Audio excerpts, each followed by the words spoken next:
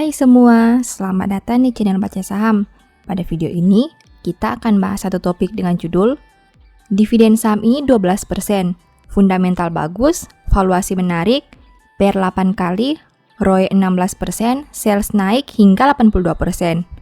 Untuk itu, simak video ini sampai habis ya, agar mendapat pemahaman yang utuh.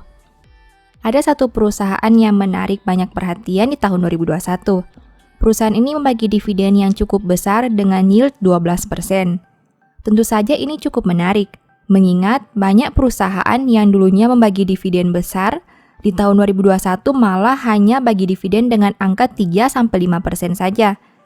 Apakah dividen yang dibagi perusahaan ini berasal dari pertumbuhan operasionalnya? Ataukah hanya diambil dari ekuitas yang membuat modalnya tidak bertumbuh? Sekarang, saya mau bahas laporan keuangan triwulan 2 2021 saham ini. Berhubung laporan keuangan terbarunya sudah terbit, mari kita lihat perkembangan kinerjanya. Oh ya, di akhir video, saya akan memberikan kesimpulan dari analisa yang dilakukan. Untuk itu, nonton sampai selesai ya. Seperti biasa, pembahasan ini bersifat edukasi dan bukan rekomendasi. Kamu bisa saja rugi jika beli saham ini. Untuk itu, selalu berhati-hati sebelum membeli saham. Disclaimer on ya.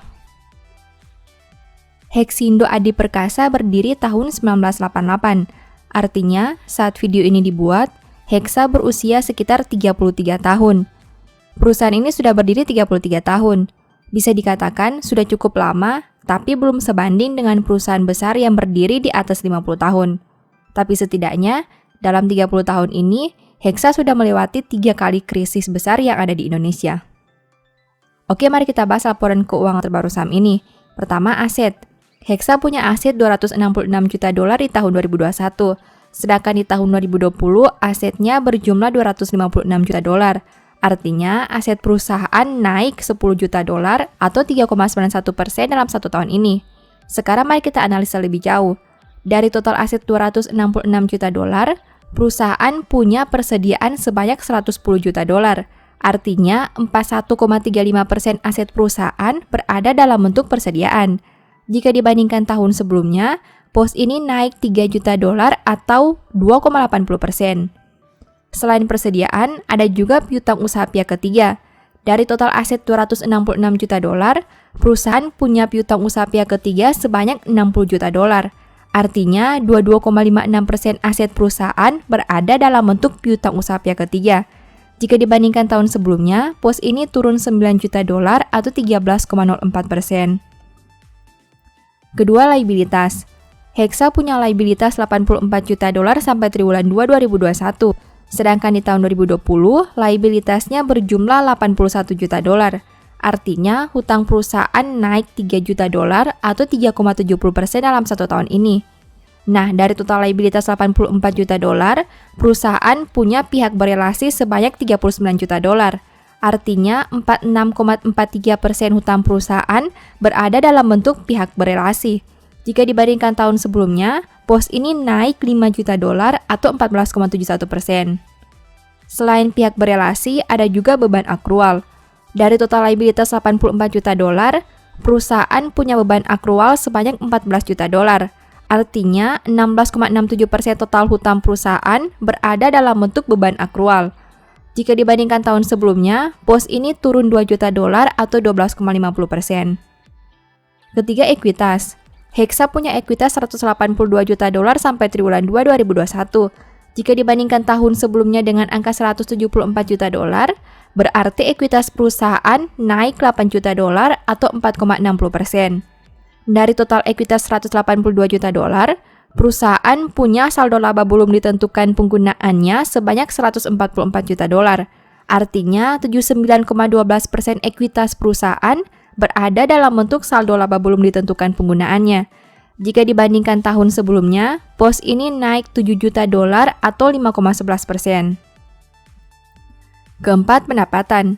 Hexa punya pendapatan $73 juta sampai triwulan 2 2021. Sedangkan di tahun 2020, pendapatannya berjumlah $40 juta. Berarti pendapatan perusahaan naik $33 juta atau 82,50% dalam satu tahun terakhir.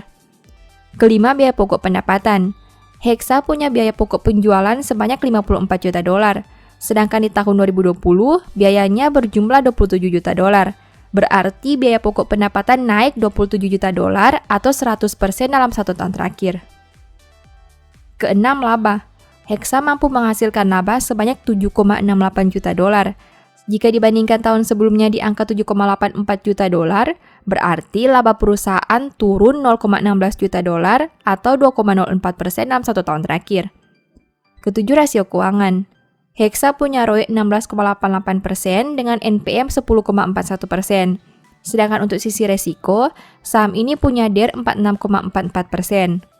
Rasio keuangan Hexa cukup menarik dengan ROE dan NPM di atas 10%.